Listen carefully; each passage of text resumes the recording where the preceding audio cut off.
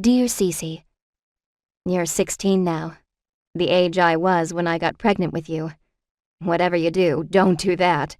Seriously, I hope you're much smarter and more careful than I was. No regrets, though. My life would have been so empty without you. You're my everything, darling girl. Don't ever forget that. Chapel Hill, North Carolina, 1977. Good morning, Tim.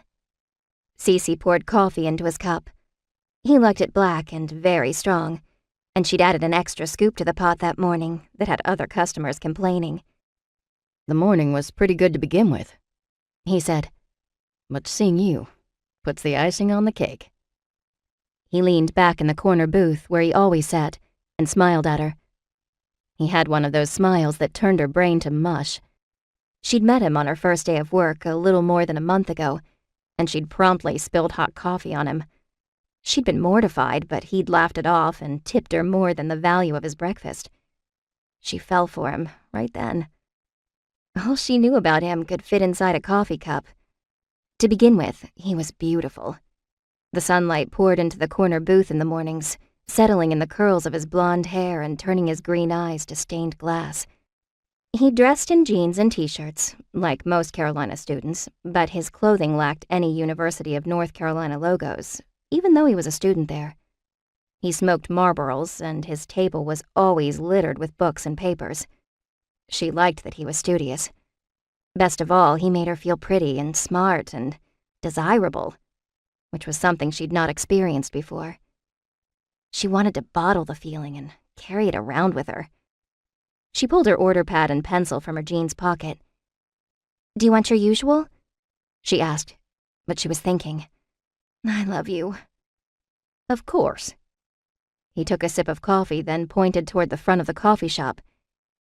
"Do you know that every time I walk through that door, I'm afraid you won't be here?" he asked. "As soon as I come in, I look for your hair."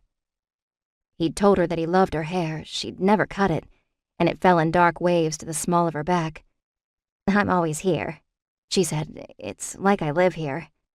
"You're off on Saturdays, though," he said. "You weren't here last Saturday." "And you missed me?" Was she flirting?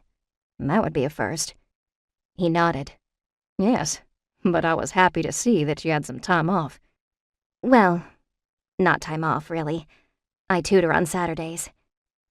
"You're always working, CeeCee," he said. She loved when he used her name. "I need the money." She looked down at her order pad as though she'd forgotten why she was holding it. "I'd better put in your order or you won't get out of here in time for your class. Be back soon." She excused herself and walked toward the swinging door to the kitchen.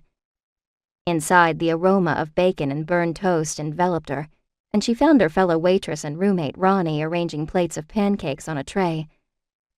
"You do have other tables to wait on, you know," Ronnie teased. CeeCee clipped Tim's order to the carousel where the cook would see it, then twirled around happily to face her friend. "I'm useless when he's here," she said.